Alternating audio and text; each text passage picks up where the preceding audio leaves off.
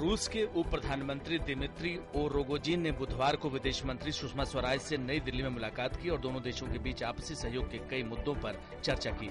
माना जा रहा है कि दोनों नेताओं ने आर्थिक सहयोग, ऊर्जा सुरक्षा और लंबे समय से लंबित कुडनकुलम परियोजना के तीसरे और चौथे रिएक्टर के बारे में बात की। नरेंद्र मोदी के नेतृत्व में सरकार बनने के बाद रूस की तरफ से ये पहला उच्च स्तरीय दौरा है।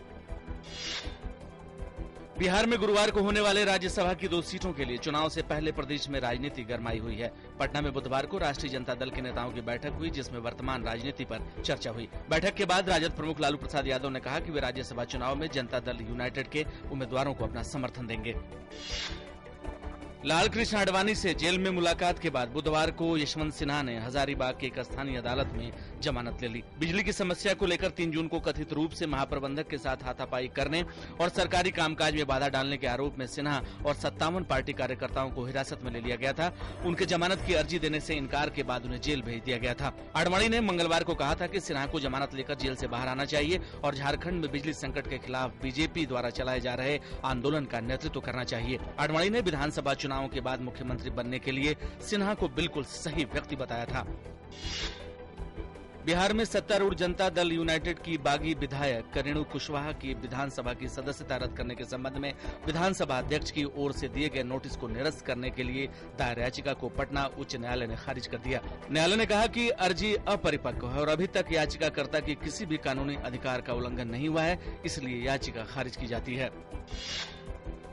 उच्चतम न्यायालय ने बुधवार को बिहार, मध्य प्रदेश और असम सरकारों को निर्देश दिया कि मेडिकल कॉलेजों में स्नातकोत्तर पाठ्यक्रमों में प्रवेश के लिए विस्तारित काउंसलिंग की जाए। सर्वोच्च न्यायालय की अवकाशकालीन खंडपीठ ने 3 राज्यों को 23 जून तक काउंसलिंग करने और अभी भी रिक्त स्थानों की स्थिति स्पष्ट करने का निर्देश दिया। न्यायालय ने कहा कि अखिल भारतीय कोटा के तहत काउंसलिंग 27 जून तक पूरी की जाए ताकि कोई भी स्थान रिक्त नहीं रहे।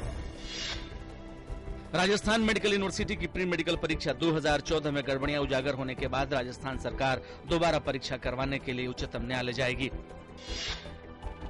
मध्य प्रदेश सरकार ने नर्मदा मालवा नदी लिंक परियोजना को मंजूरी दे दी है। इस परियोजना से इंदौर और उज्जैन जिलों के 158 गांवों को सिंचाई की सुविधा उपलब्ध हो सकेगी। 2143 करोड़ रुपए की परियोजना से 50,000 हेक्टेयर में सिंचाई हो सकेगी। परियोजना में किसी तरह के पुनर्स्थापन या पुनर्वास की जरूरत नहीं पड़ेगी, न ही कोई बांध बनाया जाएगा। गृह मंत्रालय ने निठारी हत्याकांड के दोषी सुरेंद्र कोहली समेत 5 की दया याचिका खारिज कर दी है। गौरतलब है कि साल 2006 में उत्तर प्रदेश के नोएडा स्थित निठारी गांव में 19 नर कंकाल मिले थे। ये सभी कंकाल बच्चों के थे।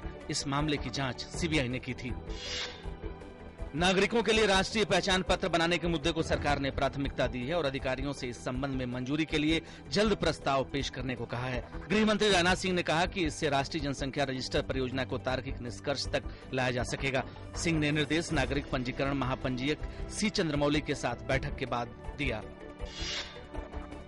प्रीति जिंटा ने इस वाडिया प्रकरण में बुधवार को उस समय एक नया मोड़ आ गया जब वाडिया समूह ने पुलिस में शिकायत दर्ज कराई कि उन्हें फोन पर धमकियां मिली हैं। संदेश ये दिया कि अगर प्रीति को परेशान किया गया तो उनका कारोबार मुश्किल में पड़ सकता है। पुलिस उपायुक्त महेश पाटिल ने कहा कि उद्यमी नुस्ली वाडिया के एक सचिव को एक व्यक्ति ने खुद को गैंगस्टर रवि पुजारी बताते हुए फोन किया। इराक संकट के चलते बाजार में 1% की गिरावट आई। सेंसेक्स 275 अंक टूटकर 25,246 और निफ्टी 73 अंक टूटकर 7,558 पर बंद हुए। मिड कैप और स्मॉल कैप शेयर करीब 1 से 0.5% गिरे। रियल्टी शेयर 2.75% लुढ़के। Power, consumer, durables, oil and gas, metal, IT, bank, तकनीकी, capital goods, FMCG, auto share करीब 2 से 1% टूटे। हेल्थ केयर शेयरों में मामूली कमजोरी आई।